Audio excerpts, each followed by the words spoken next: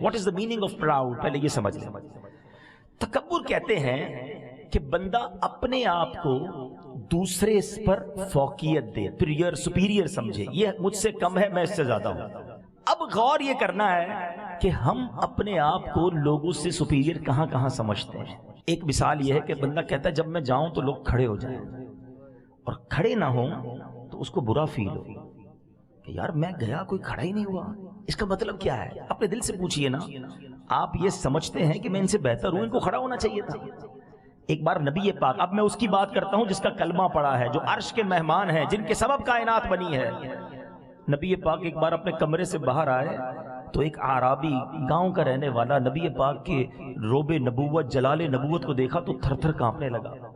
نبی پاک فرماتے کیوں ڈر رہے ہو؟ میں بھی تمہاری طرح کا انسان ہوں. میں ایک عورت, عربی عورت کا بیٹا ہوں جو خوش گوشت کھایا کرتی ہے. ایک بار نبی پاک اپنے گھر سے باہر آئے, صحابہ کرام ادب سے کھڑے ہو گئے, اور کھڑا ہونا چاہیے تھا. نبی پاک کا ادب نہیں کریں گے تو کس کا کریں گے؟ مگر آقا فرماتے میرے لیے یہ نہ کیا کرو, میں نہیں چاہتا تم سے کسی امتیازی شان کے ساتھ رہوں. ایک بار میرے آقا کے جوتے مبارک کے تسمے کھل گئے. آئے ہائے, اس سے بڑی سعادت کیا ہے کہ نالین مصطفیٰ کو ہاتھ لگا کر تسمے باندھنے کا کسی کو موقع ملے. ایک صحابی کہتے حضور میں آپ کے جوتے کے تسمے باندھ دیتا ہوں. حضور فرماتے ہیں یقیناً تم باندھ سکتے ہو, مگر میں نہیں چاہتا کہ میں کسی امتیازی شان کے ساتھ رہوں. ایک وہ آقا ہیں جو رب کے حبیب ہیں. Look at the status of رسول اللہ صلی اللہ علیہ وسلم. سیدی اعلیٰ حضرت کہتے ہیں زمین و زمان تمہارے لیے, مکین و مکان تمہارے لیے, چنین و چنا تمہارے لیے, بنے دو جہاں تمہارے لیے.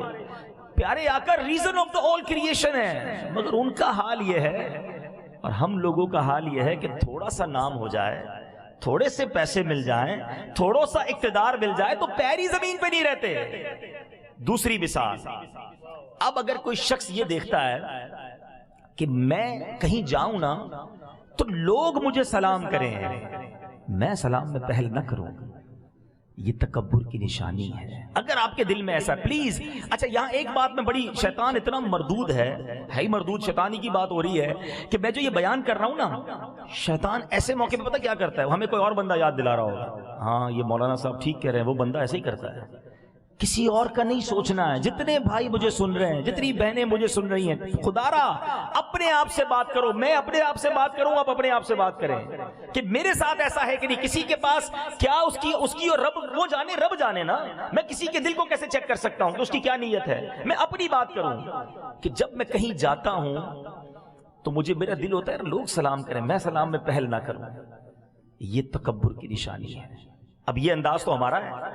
اب چلتے ہیں نبی پاک علیہ الصلوۃ والسلام کی بارگاہ میں. میں آپ کو انشاءاللہ پارے آقا کا سیرت کا ایک ایک پہلو بھی بتاتا جا رہا ہوں. صحابہ کرام کہتے ہیں ہم جب بھی نبی پاک کی بارگاہ میں جاتے نا, پیارے آقا خود سلام میں پہل فرماتے ہیں. ایک بار صحابہ کہتے ہیں ہم نے پلان کیا, ڈیلیبریٹلی پلان کیا کہ ہم جائیں گے اور نبی پاک کے سلام کرنے سے پہلے ہم سلام کریں گے. آقا ہمیں موقع ہی نہیں دیتے سلام میں پہل کرنے کا. اللہ اکبر. وہ شخص کہتے ہیں, صحابی کہتے ہیں جب نبی پاک کی بارگاہ میں گئے, اس سے پہلے کہ ہم سلام کریں نبی پاک نے پھر سلام میں پہل فرما دیا. اور اب جو میں بات کہنے جا رہا ہوں نا, ایمان تازہ ہو جائے گا. اچھی لگے بات تو 2 رکعت نفل شکرانے کے ضرور پڑھنا. سنو, علماء کہتے ہیں یہ بات ختم نہیں ہوئی ہے.